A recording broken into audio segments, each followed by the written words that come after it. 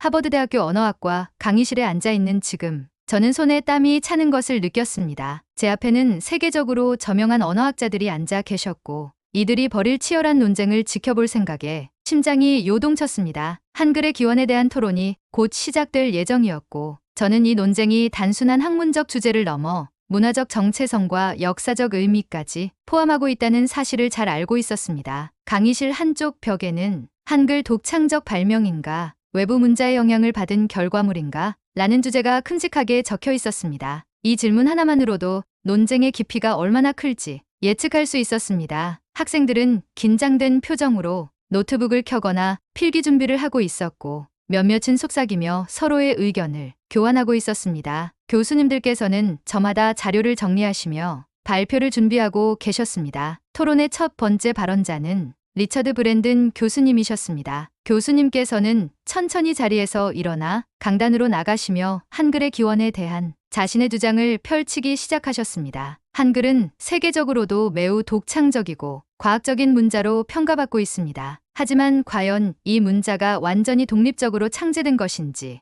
아니면 기존에 존재하던 문자들로부터 영향을 받아 발전한 것인지에 대해서는 더 깊이 연구할 필요가 있습니다. 교수님께서는 미리 준비한 슬라이드를 띄우셨습니다. 화면에는 중앙아시아의 소그드 문자, 위구르 문자, 그리고 몽골 문자 등이 나열되어 있었습니다. 교수님께서는 한글과 이 문자들을 비교하며 몇 가지 공통점을 강조하셨습니다. 보시다시피 소그드 문자의 일부 자음 형태는 한글과 상당히 유사합니다. 특히 기역, 디귿, 비읍과 같은 글자의 구조가 중앙아시아 문자의 자음들과 닮아 있습니다. 또한 위구르 문자에서도 한글과 비슷한 글자 배치 방식이 발견됩니다. 이러한 유사성은 단순한 우연일 수도 있지만 문자의 전파 과정을 고려할 때 한글이 이들 문자로부터 영향을 받았을 가능성을 배제할 수 없습니다. 교수님께서는 한 장의 지도를 보여주셨습니다. 지도에는 고대 실크로드를 따라 이동한 문화와 문자들의 흐름이 표시되어 있었습니다. 실크로드를 따라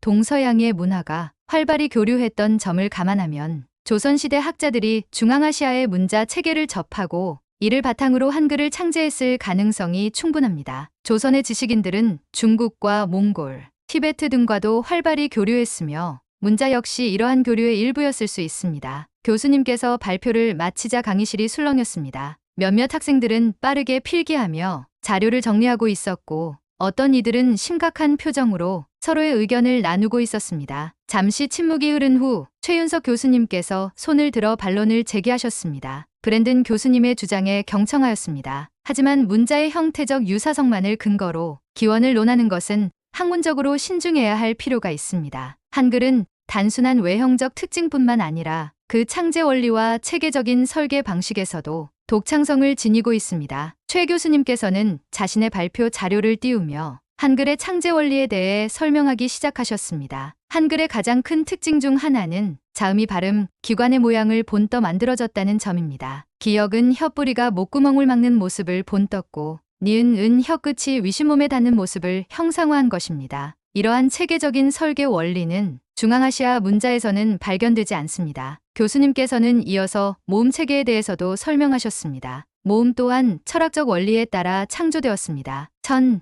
지, 인, 이라는 삼재 사상을 바탕으로 설계된 것이지요. 이는 기존의 어떤 문자 체계에서도 찾아볼 수 없는 독창적인 요소입니다. 단순히 글자의 모양이 유사하다고 해서 한글이 다른 문자에서 영향을 받았다고 보는 것은 다소 성급한 해석이 아닐까요? 강의실이 다시 한번 조용해졌습니다. 학생들은 깊은 고민에 빠진 듯 보였습니다. 그때 다나카 히로시 교수님께서 부드러운 미소를 띠며 말씀하셨습니다. 두 교수님의 말씀을 들으며 많은 생각을 하게 되었습니다. 사실 문자라는 것은 완전히 독립적으로 생성되기도 하지만 때로는 다른 문자 체계와 영향을 주고받으며 발전하기도 합니다. 저는 한글이 다른 문자들과 형태적 유사성을 가질 수 있지만 그것이 곧바로 기원의 증거가 되지는 않는다고 생각합니다. 교수님께서는 한 장의 도표를 띄우셨습니다. 거기에는 세계 여러 문자들의 기원이 도식화되어 있었습니다. 세계의 많은 문자는 서로 영향을 주고받으며 발전해 왔습니다. 하지만 한글은 기존의 문자 체계와는 전혀 다른 원리로 만들어졌다는 점에서 특별합니다. 만약 한글이 중앙아시아 문자에서 영향을 받았다면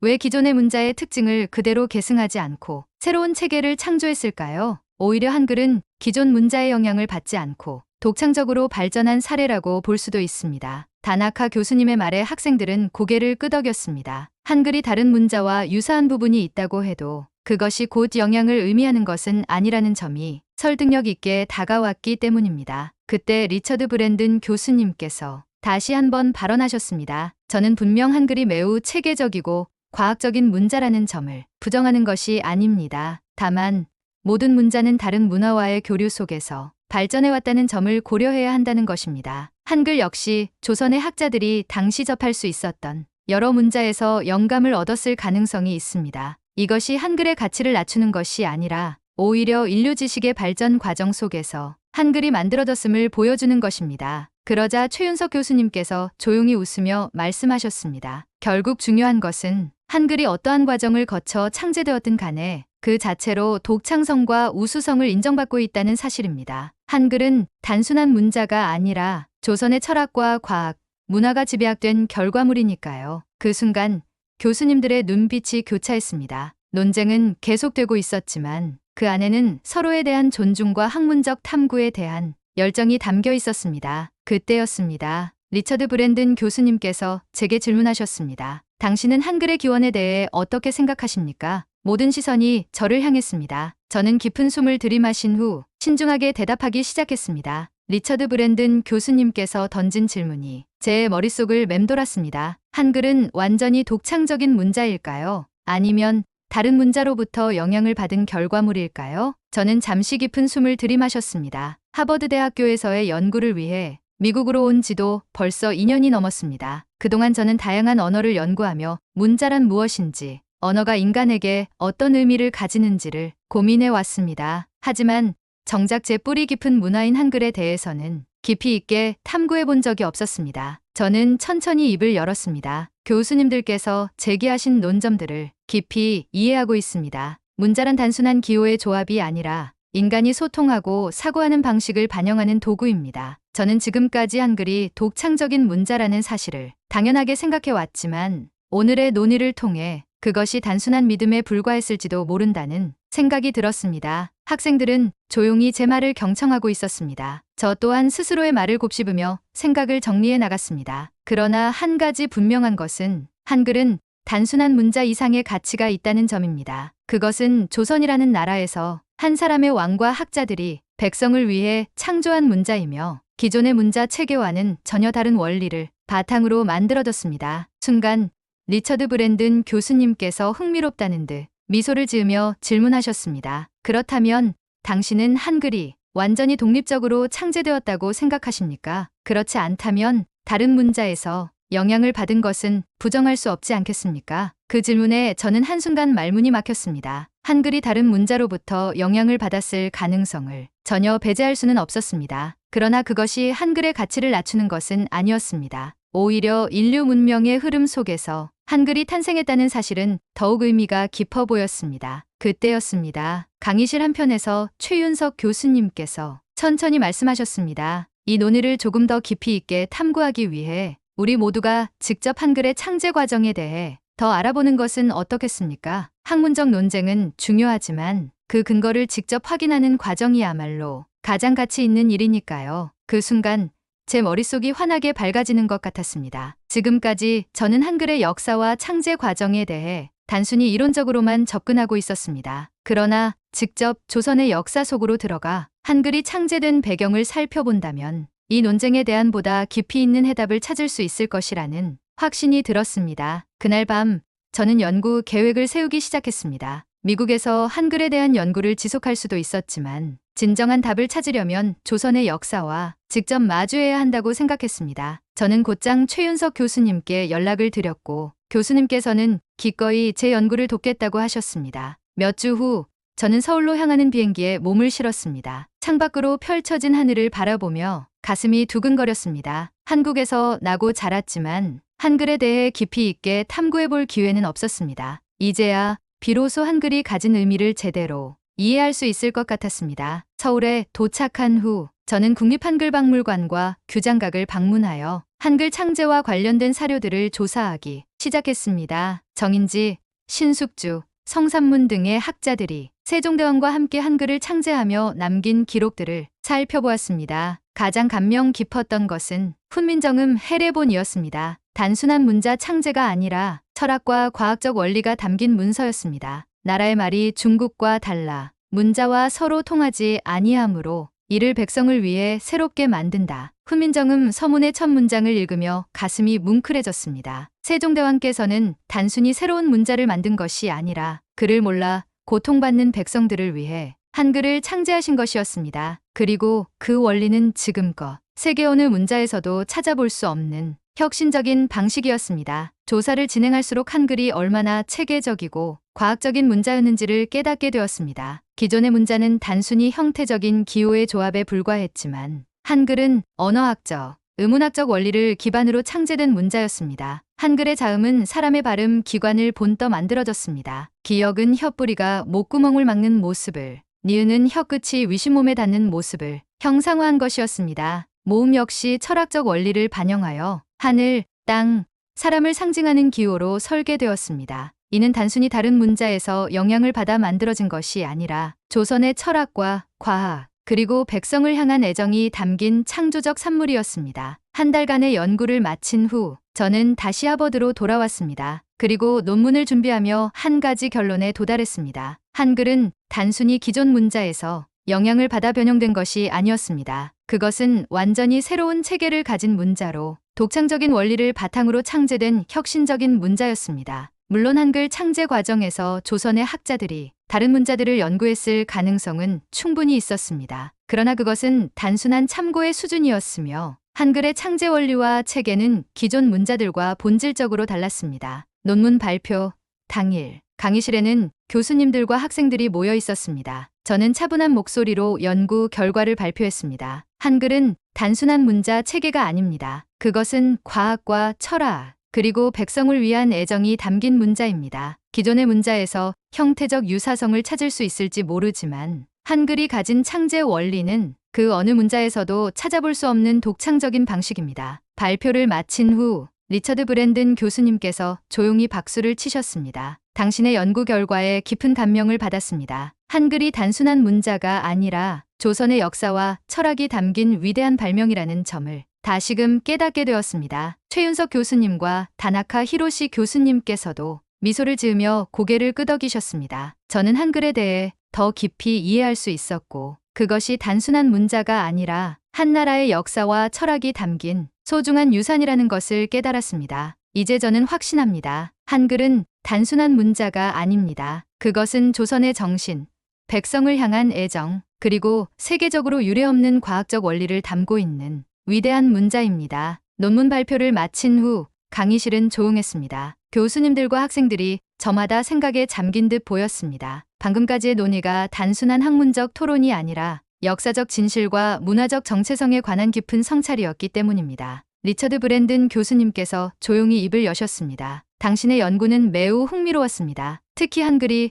과학적인 원리를 바탕으로 창제되었다는 점을 직접 조사한 것이 인상적이었습니다. 하지만 저는 여전히 한 가지 의문이 남아 있습니다. 강의실의 모든 시선이 교수님께로 향했습니다. 문자는 단순한 기호가 아닙니다. 그것은 역사와 문화를 담고 있는 산물입니다. 그렇다면 한글이 조선에서 창제될 당시 다른 문자들과의 교류 속에서 영향을 받은 부분이 전혀 없었다고 단정 지을 수 있을까요? 그 순간 저는 잠시 말을 잇지 못했습니다. 분명 한글은 독창적인 창제 원리를 가지고 있었지만 문자라는 것이 완전히 독립적으로 탄생하기는 어렵다는 것도 사실이었습니다. 최윤석 교수님께서 조용히 웃으며 말씀하셨습니다. 브랜든 교수님의 말씀도 일리가 있습니다. 그러나 중요한 것은 단순한 유사성이 아니라 그것이 어떠한 철학적, 과학적 사고를 기반으로 만들어졌는가 하는 점입니다. 한글은 기존의 문자 체계와는 전혀 다른 방식으로 창조된 문자입니다. 이것이야말로 우리가 집중해야 할 핵심이 아닐까요? 그때 다나카 히로시 교수님께서 흥미로운 제안을 하셨습니다. 한글이 정말 조선에서 독창적으로 창제되었는지를 확인하려면 역사적 현장을 직접 경험해보는 것은 어떨까요? 한국에는 여전히 한글 창제와 관련된 유적과 기록이 남아있을 테니 말입니다. 그 제안에 저는 가슴이 뛰었습니다. 저는 이미 한국에서 연구를 진행한 바 있었지만 교수님들과 함께 현장을 답사하며 보다 깊이 있는 논의를 해볼 수 있다면 훨씬 더 의미 있는 경험이 될 것이었습니다. 그렇게 하여 우리는 한국으로 떠나기로 했습니다. 서울에 도착한 후 우리는 가장 먼저 국립한글박물관을 방문했습니다. 한글 창제 과정과 관련된 수많은 기록과 연구 자료들이 전시되어 있었고 훈민정음 해례본의 복제본도 볼 수 있었습니다. 리처드 브랜든 교수님께서는 훈민정음 해례본을 가만히 바라보며 감탄하셨습니다. 정말 놀랍군요. 이 문자는 단순한 기호의 조합이 아니라 철저한 과학적 원리에 기반하고 있었습니다. 발음 기관의 구조를 본뜬 자음과 철학적 사상을 반영한 모음 체계라니 다른 문자들과는 완전히 다른 접근 방식입니다. 그러나 교수님께서는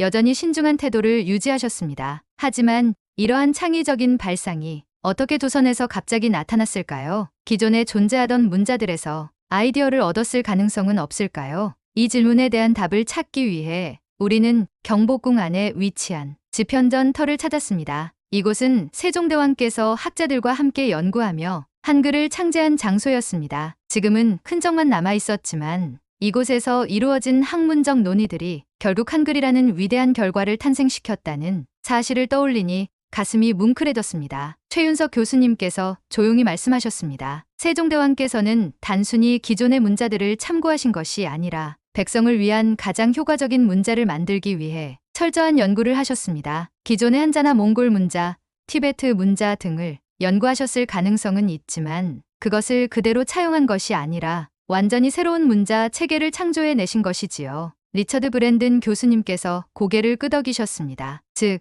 참고는 했을지 몰라도 차용한 것은 아니다. 그것이 핵심이군요. 그 순간 저는 한 가지 깨달음을 얻었습니다. 우리는 이후에도 여러 유적지를 방문하며 한글의 창제 과정을 연구했습니다. 하지만 그 과정에서 제가 가장 깊이 감동한 순간은 예상치 못한 곳에서 찾아왔습니다. 우리는 경북 안동의 도산서원을 방문하게 되었습니다. 이곳은 조선시대의 대표적인 학자들이 학문을 연구하던 곳으로 한글과 직접적인 관련은 없었지만 조선시대 지식인들이 어떤 사고방식을 가졌는지를 이해하는 데 중요한 의미가 있었습니다. 그곳에서 저는 한 노인을 만났습니다. 그는 마당에서 어린 손주들에게 한글을 가르치고 계셨습니다. 얘들아, 한글이 왜 이렇게 소중한지 아니? 아이들이 고개를 갸웃거리자 노인은 미소 지으며 말씀하셨습니다. 이 글자는 세종대왕님께서 백성들이 글을 쉽게 배울 수 있도록 만드신 거란다. 옛날에는 글을 모르면 억울한 일을 당해도 호소할 수가 없었어. 하지만 한글이 생기면서 모든 사람들이 글을 배울 수 있게 되었지. 저는 그 말을 듣고 가슴이 뭉클해졌습니다. 한글이 단순히 언어의 도구가 아니라 백성을 위한 사랑에서 비롯된 문자라는 사실을 다시금 깨닫게 된 것입니다. 그 모습을 지켜보던 리처드 브랜든 교수님께서 조용히 말씀하셨습니다. 이제야 조금 이해가 가는 것 같습니다. 한글이 단순한 문자 이상이라는 점이요. 그것은 조선이라는 나라의 철학과 정신을 담고 있었던 것이군요. 우리는 다시 서울로 돌아왔고 연구 결과를 정리하며 결론을 도출하기 시작했습니다. 결국 한글은 기존의 문자들과 일부 유사성을 가질 수는 있었지만 그것이 곧 영향을 의미하는 것은 아니었습니다. 한글은 조선이라는 나라의 철학과 백성을 향한 사랑을 담아 탄생한 문자였습니다. 리처드 브랜든 교수님께서는 마지막으로 조용히 말씀하셨습니다. 저는 오늘 한 가지 중요한 교훈을 얻었습니다. 문자란 단순한 기호가 아닙니다. 그것은 한 나라의 정신과 철학을 반영하는 거울과 같습니다. 그리고 한글은 단순한 문자가 아니라 조선이라는 나라가 백성을 위해 얼마나 깊은 애정을 가지고 있었는지를 보여주는 증거이기도 합니다. 그 말을 듣는 순간 저는 눈을 감았습니다. 한글은 단순한 문자가 아니었습니다. 그것은 백성을 위한 혁신이었고 조선이라는 나라가 세상에 남긴 가장 위대한 유산이었습니다. 하버드대학교 강의실 다시 원점으로 돌아온 순간이었습니다. 서울에서의 연구를 마치고 돌아온 우리는 마지막 발표를 준비하고 있었습니다. 저는 조용히 강의실을 둘러보았습니다. 저를 비롯한 학생들, 그리고 앞에 계신 교수님들까지 이제 우리는 단순한 논쟁을 넘어 하나의 결론에 도달하고 있었습니다. 제가 깊이 숨을 들이마시고 발표를 시작했습니다. 한글은 단순한 문자가 아닙니다. 그것은 세종대왕과 조선의 학자들이 백성을 위해 창조한 과학적이고 체계적인 문자이며 그 안에는 조선의 철학과 사랑이 담겨 있습니다. 강의실에는 잔잔한 긴장감이 감돌았습니다. 저는 차분한 목소리로 이어갔습니다. 우리는 한글의 기원에 대한 다양한 가설들을 검토했습니다. 한글이 중앙아시아 문자의 영향을 받았을 가능성을 제기한 브랜든 교수님의 의견도 충분히 타당한 부분이 있었습니다. 그러나 조선의 역사 속에서 한글이 창제된 과정, 그리고 그것이 담고 있는 철학과 원리를 직접 조사한 결과 한글은 기존의 문자와는 전혀 다른 창조적 원리를 바탕으로 만들어졌다는 점을 확인할 수 있었습니다. 리처드 브랜든 교수님께서 고개를 끄덕이며 조용히 웃으셨습니다. 맞습니다. 한글이 기존의 문자들과 몇 가지 유사한 부분이 있을 수는 있지만 그것이 곧 영향을 의미하는 것은 아니었습니다. 저는 이번 연구를 통해 문자란 단순한 기호가 아니라 한 나라의 정신과 문화를 담은 그릇이라는 점을 깨달았습니다. 그 말에 강의실 곳곳에서 작은 탄성이 흘러나왔습니다. 브랜든 교수님께서는 한동안 생각에 잠기신 듯 하다가 조용히 말씀하셨습니다. 한글은 단순히 독창적인 문자가 아닙니다. 그것은 백성을 위한 그리고 세상을 위한 문자입니다. 그 말에 저는 눈을 감았습니다. 저는 이번 연구를 통해 한글이 가진 진정한 가치를 깨닫게 되었습니다. 한글은 단순한 문자가 아닙니다. 그것은 지식을 널리 퍼뜨리고 누구나 쉽게 배우고 쓸 수 있도록 설계된 혁신적인 문자입니다. 그렇기에 한글은 오늘날에도 계속해서 전 세계로 뻗어나가고 있습니다. 한국어를 배우는 외국인들이 급증하고 있으며 한글의 과학성과 우수성은 여러 학문적 연구를 통해 끊임없이 재조명되고 있습니다. 한글은 조선이라는 나라에서 탄생했지만 이제는 국경을 넘어 세계 곳곳에서 사용되고 있습니다. 제가 한국에서 연구를 진행하며 가장 감동받았던 순간은 글을 몰라 억울한 일을 당했던 백성들이 한글을 통해 자신의 목소리를 낼 수 있었던 이야기들을 접했을 때였습니다. 그리고 지금도 한글은 수많은 사람들의 삶을 바꾸고 있습니다. 해외에서 한국어를 배우는 학생들, 한글을 통해 자신의 이야기를 적어내려가는 작가들, 그리고 한글로 인해 새로운 꿈을 꾸는 사람들까지 한글은 단순한 문자가 아니라 희망을 전하는 도구가 되고 있었습니다. 브랜든 교수님께서 조용히 말씀하셨습니다. 저는 이번 연구를 통해 한 가지 중요한 교훈을 얻었습니다. 한글은 단순한 문자가 아니라 그 시대를 살아가는 사람들의 철학과 가치관을 담은 문화적 유산입니다. 최윤석 교수님께서도 미소 지으며 말씀하셨습니다. 그리고 우리는 그러한 유산을 올바르게 이해하고 더 많은 사람들에게 알릴 책임이 있겠지요. 그 순간 저는 확신했습니다. 한글을 연구한다는 것은